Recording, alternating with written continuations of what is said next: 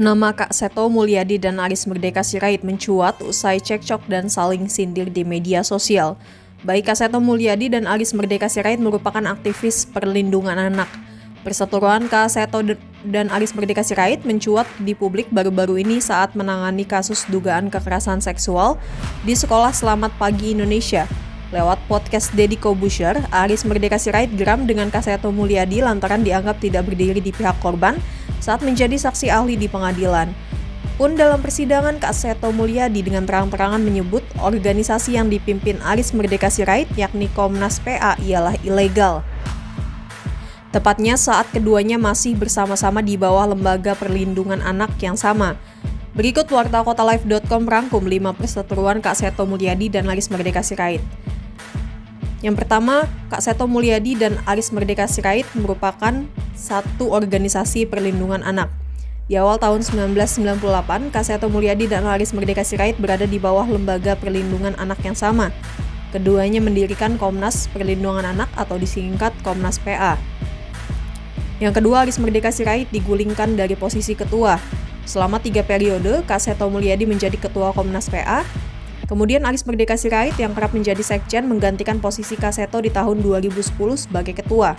Namun, di tahun 2015 Aris Merdeka Sirait tidak lagi menjabat sebagai ketua lantaran dianggap melanggar ADART. Pencabutan itu dilakukan pada tanggal 27 hingga 28 November tahun 2015 lalu di Kota Batu, Malang, Jawa Timur. Aris Merdeka Sirait pun tidak terima dengan pencabutan mandat tersebut dan mengaku pencabutan posisi ketua itu ilegal. Menurut Aris, LPA menyebut ada 4 poin pelanggaran dilakukan dirinya diantaranya memberi plakat kepada Direskrimum Polda Metro Jaya, pemberian piagam penghargaan kepada Kapolda Bali atas berhasilnya mengusut kasus Angelin, pemberian piagam kepada Kapolda Papua Barat atas kasus pembantaian. Selain itu, dia juga menyatakan salah karena memberi kesempatan para volunteer untuk gerakan cepat. Terakhir, Aris Merdeka Sirait dipecat karena selalu ditemani istrinya dalam kunjungan keluar daerah. Yang ketiga, posisi Aris Merdeka Sirait sampai 2020.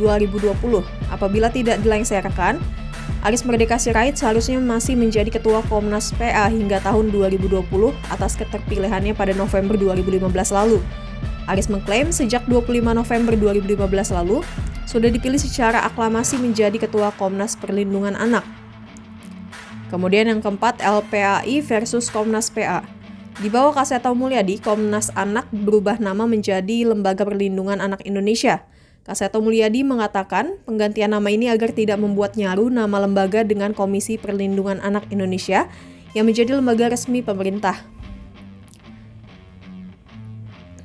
Kemudian yang kelima, klaim logo. Baik LPAI dan Komnas PA kerap cekcok di pusat maupun daerah. Dalam konferensi pers yang berlangsung di salah satu restoran di Pekanbaru, Kamis petang, 23 April 2021 lalu, Kak Seto merasa risih dengan lembaga Komnas PA yang dirasa mirip dengan LPAI.